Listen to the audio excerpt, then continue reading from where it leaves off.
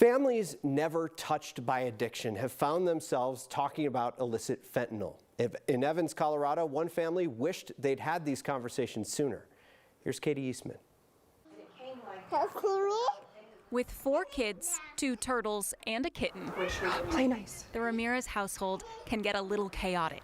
You happy boy? But around Chelsea Ramirez's neck is always the reminder that her home should be a little louder. It's got Nacho's ashes in it, so he always clings to it, and I'm like, oh. Ignacio Ramirez, Nacho as she called him, was her husband, their dad.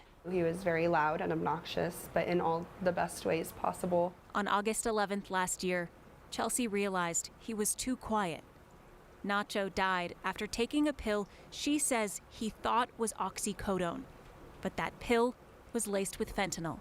He was like, wow, that was a lot stronger than I expected. And that was the last thing to come out of his mouth. Chelsea said her husband had been complaining about back pain, and his doctor's appointment was weeks away. So he called his friend to get relief. 8 months later, and Chelsea wonders why this woman who gave him the pill hasn't been charged with a crime. We've been told things like, oh, I'm sorry we haven't gotten back to you sooner, but we've had higher priority cases to deal with.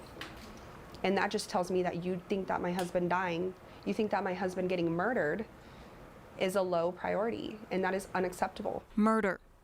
That word isn't a mistake. It is. He was poisoned. Greeley police will only say it is an active investigation and they can't comment. It's everywhere. So Chelsea is adding her voice to the story of fentanyl, making up for the loudness that's been lost. So I don't feel like anybody is too good for this to cross their paths. You just never know. For Next, I'm Katie Eastman. Right when Katie met Chelsea at her home in Evans, she got a call about setting up a meeting with a state lawmaker. She plans to lend her voice in support of a bill that would add some harsher penalties to people who deal fentanyl. That bill still has to get through one more committee before it goes to the entire House floor for debate.